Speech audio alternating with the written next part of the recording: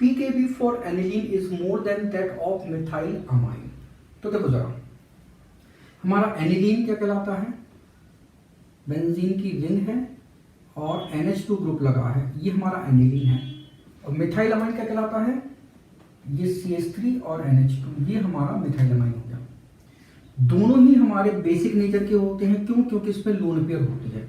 तो ये भी हमारा लुईस बेस है और ये भी हमारा लुईस बेस है।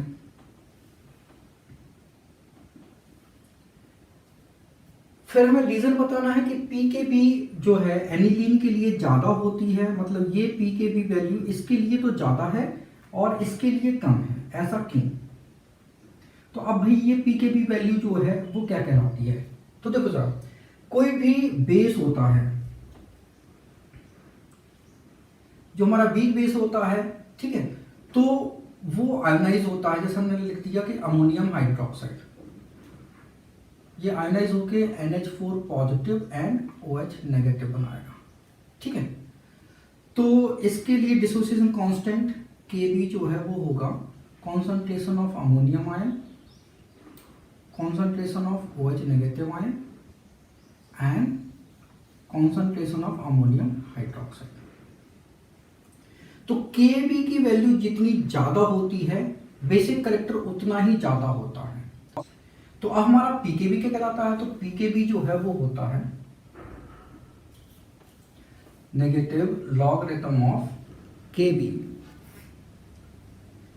तो अगर बेस जो है उसकी बेसिसिटी ज्यादा है तो उसके लिए केबी की वैल्यू ज्यादा होनी चाहिए और पीकेबी की वैल्यू जो है वो लेस होनी चाहिए, राइट। तो इसका मतलब है कि पीकेबी की वैल्यू एनिलीन के लिए ज्यादा है, मतलब एनिलीन जो है वो लेस बेसिक है किससे, मिथाइल अमाइन से। तो अगर हम बेसिक कैरेक्टर की बात करें तो इसका बेसिक कैरेक्टर ज्यादा है, इसका बेसिक कैरेक्टर कम है।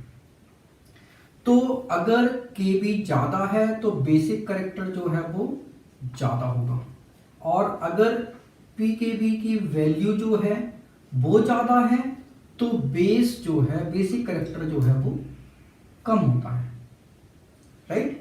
ये नोट कर लेना।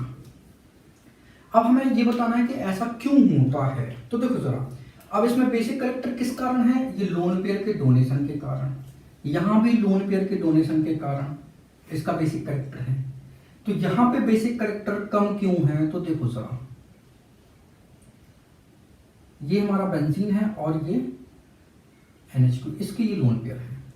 तो इसके लोन पेयर जो है वो कॉन्जुगेशन में पार्टिसिपेट करते हैं, मतलब ये लोन पेयर यहां गिरेगी तो ये डबल बॉन्ड यहां गिर जाएगा, ठीक है। तो इसका रेजोनेटिंग स्ट्रक्चर ऐसा बनेगा,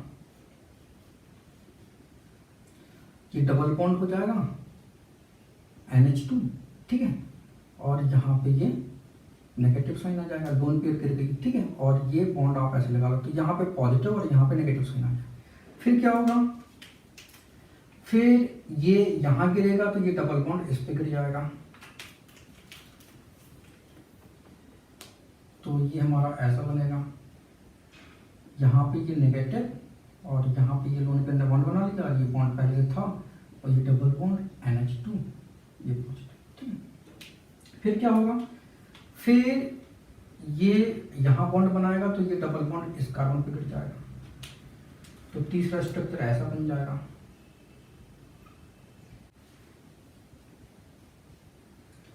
तो ये बॉन्ड बन गया, ये बॉन्ड बन गया, और यहाँ पे ये नेगेटिव चार्ज आ जाएगा और ये डबल बॉन्ड NH2, ये पॉजिटिव है। फिर क्या होगा,